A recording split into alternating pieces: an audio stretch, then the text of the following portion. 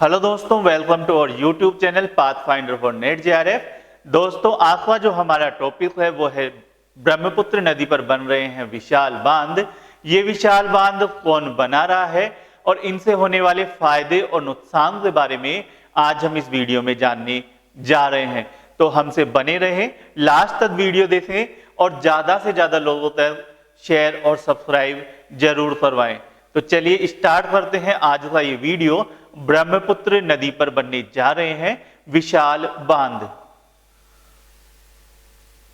दोस्तों, ये बांध है वो बनाए जा रहे हैं चीन द्वारा इन विशाल बांधों का निर्माण ब्रह्मपुत्र नदी पर करवाया जा रहा है।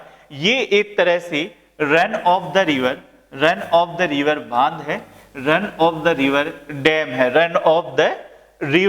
डैम है एक तरह से। ये यार्लुंग जानपो ट्रिब्यूटरी यानी सहायक नदी यार्लुंग जानपो सहायक नदी पर बनने जा रहा है, जिसे चाइना में सियांग कहा जाता है, चाइना में इसे सियांग कहा जाता है। और इस बांध के बारे में जो कम्युनिकेशन होना चाहिए, जो संचार की सुविधा होना चाहिए बांग्लादेश और भारत के लिए, चीन द्वारा इस बांध से जुड़ी हुई जानकारियां मुहैया नहीं करा रहा है, वो जानकारी नहीं दे रहा है। इस वजह से भारत और बांग्लादेश को इस डैम पर आपत्ति दर्ज करा रहे हैं। ये डैम है वो ब्रह्मपुत्र नदी पर बनने जा रहा है और ब्रह्मपुत्र नदी निकलती है तिब्बतन प्लेटू से, तिब्बत के पठार से, तिब्बतियन प्लेटू से ब्रह्मपुत्र नदी निकलती है। अब हम जानते हैं तिब्बतियन प्लेटू के बारे में कुछ जानकारी। ये जो प्लेटू है इसे विश्व का तीसरा ध्रुव यानी थर्ड पोल कहा जाता है।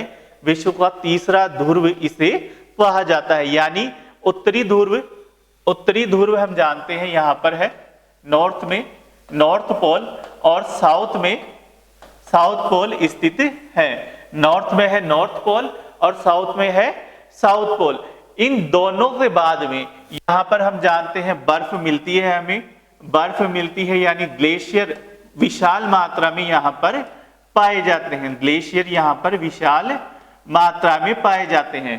तो इन दो जगहों के बाद में विश्व में आपको तिब्बतियन प्लेटू पर सर्वाधिक मात्रा में ग्लेशियर मिलते हैं, जिस कारण इसे थर्ड पोल कहा जाता है। यहां से जो 7 नदियां निकलती हैं, 7 बड़ी नदियां निकलती है, जो साउथ एशिया की नदी है, दक्षिणी एशिया में बहने वाली 7 बड़ी नदियां जो दक्षिण एशिया में बहती है, वो तिब्बत के पठार से निकलती है, तिब्बतियन प्लेटू से निकलती है और उनके नाम है इंडस यानी सिंधु, गंगा, ब्रह्मपुत्र, इरावदी, साल्विन, यांजे और मैकोंग रिवर यहां से निकलते हैं। ये जो नदियां हैं, ये नदियां 7 नदियां इंडस, गंगा, ब्रह्मपुत्र, इरावदी, साल्विन, यांजे और मैकोंग, ये बहते हैं China, Pakistan, India, Bangladesh, Myanmar, Laos और वियतनाम से। China, Pakistan, India, Laos, Myanmar, Vietnam और बांग्लादेश से ये बहते हैं। अब ये तिब्बतियन प्लेटू का डायग्राम है, इसे हम समझने का प्रयास करते हैं। दोस्तों, ये माउंट कैला, ये पूरा जो क्षेत्र है यहां का, ऐसे जो ग्रीन वाला क्षेत्र है, ये तिब्बत का पठार है, तिब्बतियन प्लेटू है। अब इस प्लेटू के अंदर से जो बहने वाली नदियां हैं वो इस तरह से होगी। ये माउंट कैलाश है और यहां से बहती है यार्लुंग सांपो, जिसे बोलते हैं ब्रह्मपुत्र नदी। यहां से पश्चिम में बहती है इंडस, जिसे सिंधु नदी कहा जाता है, फिर सतलज, गंगा नदी, इरावदी नदी म्यांमार में, साल्विन, मैकोंग और यांजे रिवर। तो इस तरह से ये 7 नदियां, 7 बड़ी नदियां इस प्लेटू से निकलती है, इस पठार से निकलती है। ये ब्रह्मपुत्र नदी को समझने के लिए, ब्रह्मपुत्र नदी यहां से निकलती है और ये है इंडिया, ये है हिमालय।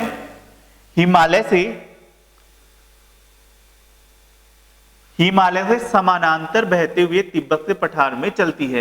हिमालय से समानांतर बहते हुए ये तिब्बत के पठार से चलती है और अरुणाचल प्रदेश में घूमती है और भारत के अंदर आ जाती है और फिर ये भारत में आने के बाद सीधा आपसे बंगाल की खाड़ी में चली जाती है। तो इस तरह से ये पूरा ब्रह्मपुत्र नदी बहती है।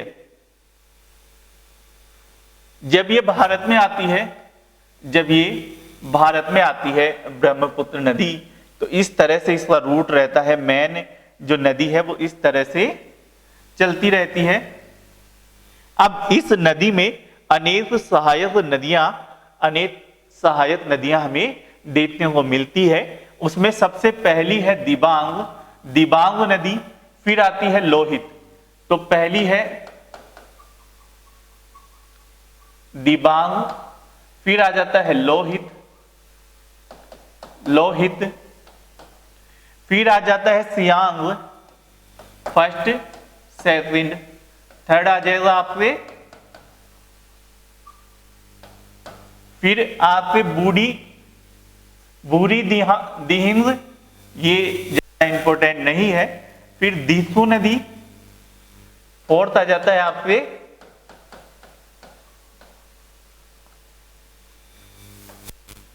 फिर आपके फिफ्थ आ जाता है धनसिरी। फिफ्थ जो इंपॉर्टेंट रिवर है वो है धनसिरी। फिर सिक्स्थ जो इंपॉर्टेंट रिवर आपकी रहेगी वो है ये सुबनसिरी।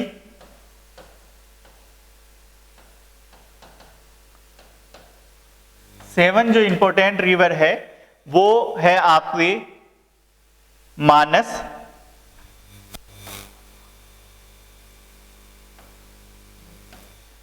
है, और बाद में आपसे 8 आती है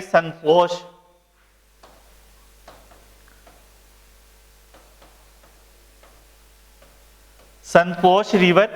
तो इस तरह से 8 महत्वपूर्ण सहायक नदियां आपको भारतीय क्षेत्र में ब्रह्मपुत्र नदी से मिलते हुए दिखाई देती है। ये मैप मैं चाहूंगा आप सब नोट कर ले।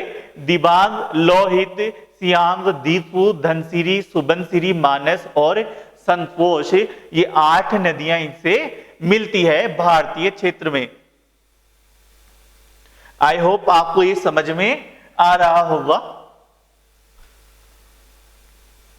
फिर जब ये ब्रह्मपुत्र रिवर जब यहां से असम से बांग्लादेश में एंटर होती है, बांग्लादेश में जब ये एंटर होती है तब सबसे पहले इससे मिलती है तीस्ता नदी। सबसे पहली नदी जो इससे मिलने वाली है वो है तीस्ता रिवर।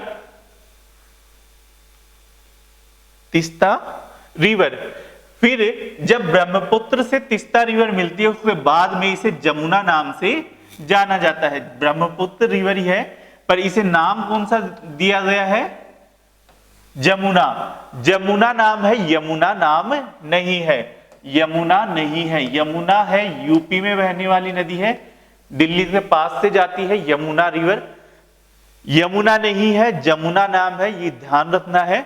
फिर गंगा नदी जो इधर से आ रही है उसे बांग्लादेश में पद्मा नाम से जाना जाता है। किस नाम से जाना जाता है? पद्मा। तो बांग्लादेश में ब्रह्मपुत्र हो जाएगी जमुना और गंगा नदी हो जाएगी पद्मा।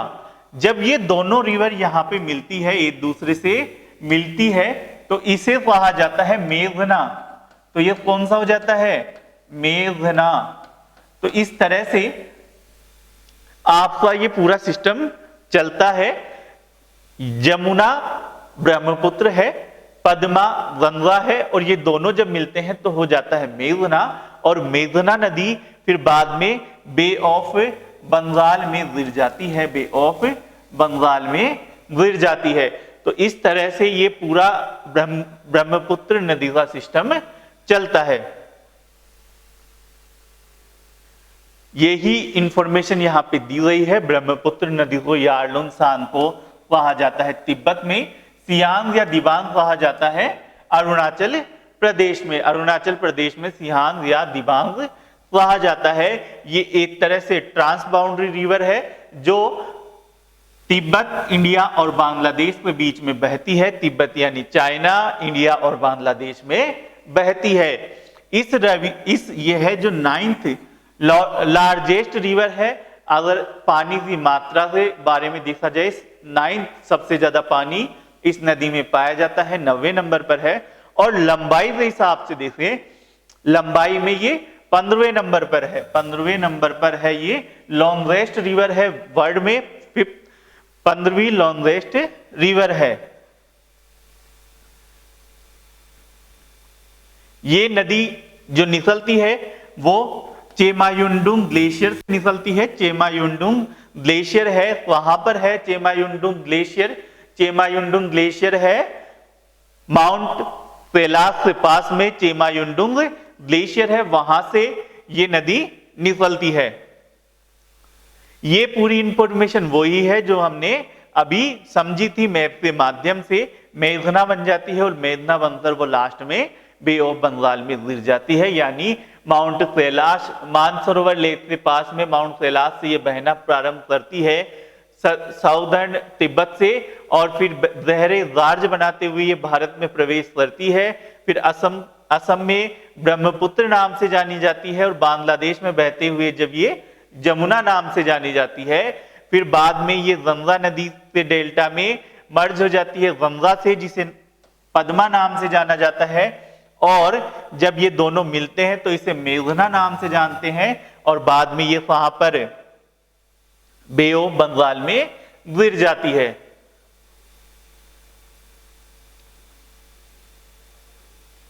या तो पूरा ही हो रहा है या फिर चलो।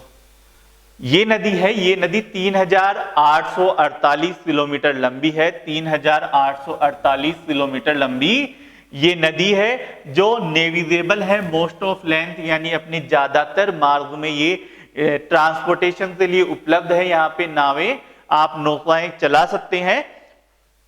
फिर इस नदी की जो गहराई है वो 30 मीटर है, एवरेज गहराई 30 मीटर है, तथा साथ में सबसे ज्यादा गहरी जगह है 135 मीटर, और वो सदिया में है। सदिया में सबसे गहरी 135 मीटर ये गहरी है। यहां पर ज्यादातर इस नदी में आपको फ्लड देखने को मिलेगी, बाढ़ यहां पर आती रहती है। मोस्ट ऑफ जो इंडियन रिवर है, भारतीय संस्कृति के हिसाब से, इंडियन कल्चर के हिसाब से, मोस्टली जो इंडियन रिवर है उनका नाम फीमेल पर है, फीमेल कैरेक्टर पर है, फीमेल पर उनका नाम रखा गया है। लेकिन ब्रह्मपुत्र ऐसी नदी है जिसे भारतीय क्षेत्र में एक मेल डोमिनेटेड नाम से जाना जाता है। इसका नाम है ब्रह्मपुत्र, जिसका मतलब होता है son of Brahma, son of Brahma इसका मतलब होता है। ट्रिब्यूटरीज यानी सहायक नदियां लेफ्ट और राइट बैंक वाली, लेफ्ट बैंक और राइट बैंक, जैसे ये नदी है, यहां से ये नदी बहना प्रारंभ होती है। तो इस तरह से ये नदी चलती है, इस तरह से यह नदी चलती है। जब ये बहना प्रारंभ करती है तो ये वाला क्षेत्र राइट है, तो सभी जगह यही किनारा राइट होगा। कितना ही इसमें मोड़ आ जाए वैसे ही ये परिवर्तन या चलने लगे। हमेशा जो जिस जगह से इसने चलना प्रारंभ किया है वो ही राइट होगा। ये लेफ्ट है तो ये हमेशा लेफ्ट ही रहेगा। तो जो लेफ्ट और राइट वाला जो किनारा देखा जाता है, लेफ्ट और राइट वाला जो किनारा देखा जाता है, वो नदी के उद्गम क्षेत्र जहां से नदी स्टार्ट हो रही है वहां से माना जाता है, वहां पर देखा जाता है। बीच में यहाँ पे पकड़ से आप नहीं बता सकते ये लेफ्ट है या ये राइट है, आपको पूरा देखना पड़ेगा यहां से स्टार्टिंग से। तो इस तरह से लेफ्ट में जो लेफ्ट साइड से आकर जो मिलती है नदियां ब्रह्मपुत्र में, वो है लहासा, नयाग, लोहित और धनसिरी। ये नदियां हैं लहासा, नयाग, लोहित और धनसिरी। ये लेफ्ट बैंक है, लेफ्ट से आती है। और राइट से जो आती है वो है स्वामेव, मानस, बेसी, तिस्ता और सुबनसिरी। ये ही नदियां आपको याद होनी चाहिए, अच्छे से ये नदियां याद होनी चाहिए। फिर आता है run of the river dam. Run of the river dam, ये बांध ऐसे बांध होते हैं जिनमें पानी ज्यादा स्टोर नहीं किया जाता। नदी अपने फ्लो के साथ बहती रहती है, बीच में छोटे बांध बनाए जाते हैं जिनके द्वारा आप इलेक्ट्रिसिटी या नहरें निकालकर कृषि में महत्वपूर्ण भूमिका निभाते हैं। वहां पे पानी की जो आवश्यकता है उसे पूरी करते हैं। तो run of the river dam बड़े डैम नहीं होते, नदी से बहते क्षेत्र में ही बनाए जाते हैं। नदी का फ्लो ज्यादा खराब उसमें नहीं किया जाता।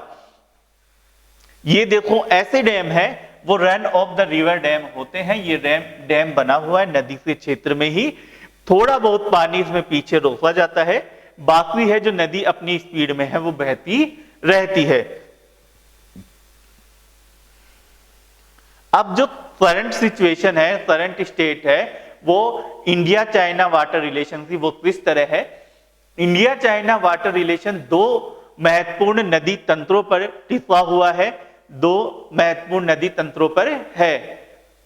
पहला है ब्रह्मपुत्र रिवर सिस्टम जो पूर्व में है, और दूसरा जो सिस्टम है वो है इंडस रिवर सिस्टम जो आपसे पश्चिम में पड़ता है। यानी एक पूर्व में ब्रह्मपुत्र और पश्चिम में आता है आपसे इंडस। इन दो पर यह टिका हुआ है।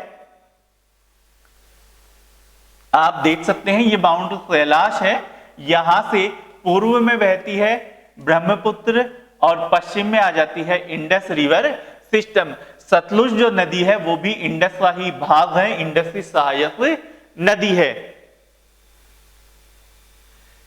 भारत और चाइना के बीच में कोई भी संस्थागत रूप से एक ऑर्गेनाइजेशन नहीं है जो वाटर डिस्प्यूट को सुलझाए, वाटर वाले मुद्दे पर, नदियों वाले मुद्दे पर काम करे। ऐसा कोई भी संस्थागत इंस्ट्रूमेंट मौजूद नहीं है। समझौते होते रहते हैं, जैसे एक एमओयू हुआ था हाइड्रोलॉजिकल इंफॉर्मेशन के बारे में ब्रह्मपुत्र नदी की, वो 2002 और 2010 में हुआ था। ऐसा ही एक एमओयू सतलुज नदी के लिए 2015 में हुआ। साथ ही साथ ELM एक्सपर्ट लेवल मैकेनिज्म भी एक बैठाया गया इमरजेंसी मैनेजमेंट के लिए। यदि बाढ़ वगैरह आ जाती है नदियों में तो वो 2006 में ऐसा एक मैकेनिज्म बनाया गया। वैसे कोई संस्थागत रूप से कोई भी इंस्टीट्यूट या मैकेनिज्म मौजूद नहीं है। फंक्शन जो इंडिया को है वो सबसे बड़े फंक्शन है वॉल्यूम और क्वालिटी ऑफ वाटर, यानी पानी की जो मात्रा है, ये नदी ऐसे बह रही है। अगर आपने यहाँ पे बांध बना लिया तो इस जो नीचे वाला जो क्षेत्र है उसमें पानी कम रह जाता है, उसमें पानी क्या रह जाएगा, कम रह जाता है, छोटा छोटा रह जाता है, और यहाँ पे पानी ज्यादा हो जाता है। तो यहाँ पे पानी कम हो गया। लेकिन जब नदी में पानी ज्यादा आया, नदी में पानी ज्यादा है, ये जो बांध है वो उस पानी को नहीं रोक पाया, तो ऐसी स्थिति में क्या होगा, ये पानी छोड़ेगा और यहाँ पे एक साथ पानी आएगा और ज्यादा मात्रा में आएगा। तो ऐसी स्थिति में जो भारत और बांग्लादेश जो देश है उनमें बाढ़ का खतरा भी बना रहता है, बाढ़ भी आ सकती है। तो पहली स्थिति है ये। फिर दूसरी क्वालिटी ऑफ वाटर। अगर आप यहाँ पे बांध बना रहे हो, यहाँ पे बांध बना रहे हो, तो उस बांध को बनाने में जो भी आपके सीमेंट वगैरह जो भी सामान लगा है, मटेरियल लगा है, वो सभी पीछे तो वापस जाने से रहा। यहाँ पे बांध बन रहे हो तो नीचे गहराई तो इधर है ना, ढाल इधर है, इधर ही भारत है इधर ही बांग्लादेश, ऐसा तो है नहीं बांध यहाँ पे बन रहा है और यहाँ पे पानी जाएगा, नहीं जाएगा, नीचे आएगा। तो जो वो सारा मटेरियल है, सारा सीमेंट कचरा जो नदी में जा रहा है वो नीचे आता है और पानी की जो क्वालिटी है उसे खराब करता है। आप देख सकते हैं ये नदी है, स्वच्छ नदी है, नीला पानी है। ये बांध बनने से पहले की स्थिति है और ये बांध बनने से बाद में स्थिति है। जब बांध बन रहा है तो क्वालिटी ऑफ वाटर बहुत ज्यादा खराब हो जाता है।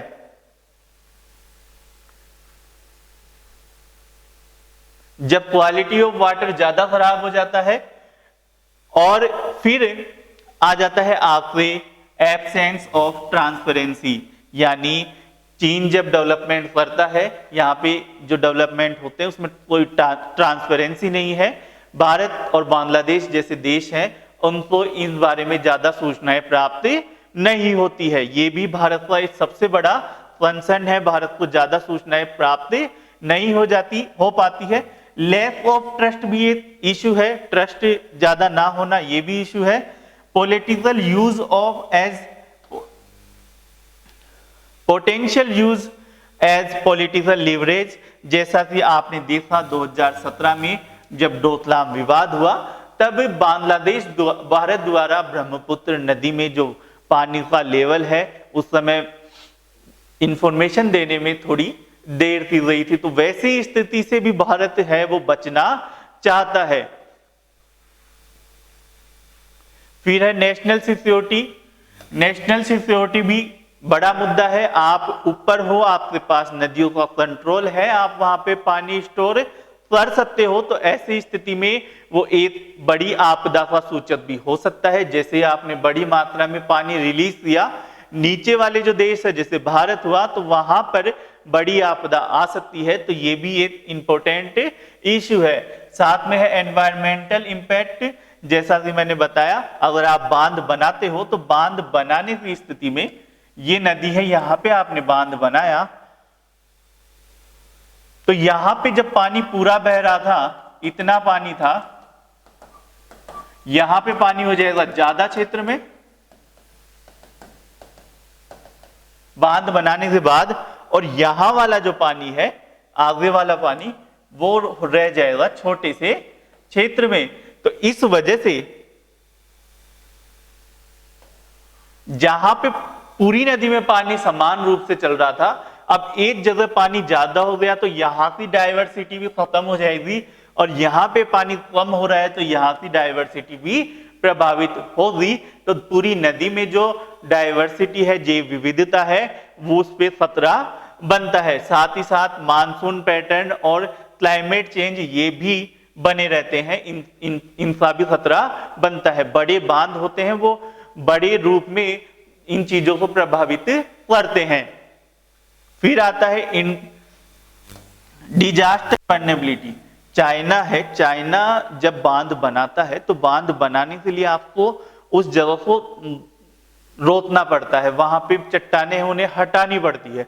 तो उनसे हटाने के लिए चाइना स्मॉल न्यूक्लियर एक्सप्लोनेशन करता है, वहां पर छोटे परमाणु हथियार है, परमाणु बम है, वो वहां पे छोड़ता है। तो उस वजह से क्या होता है, वहां पर बड़े तीव्र झटके महसूस होते हैं। अब हमें पता है हिमालय है वो अभी निर्माण की अवस्था है, वहां पर वैसे ही भूकंप आते रहते हैं।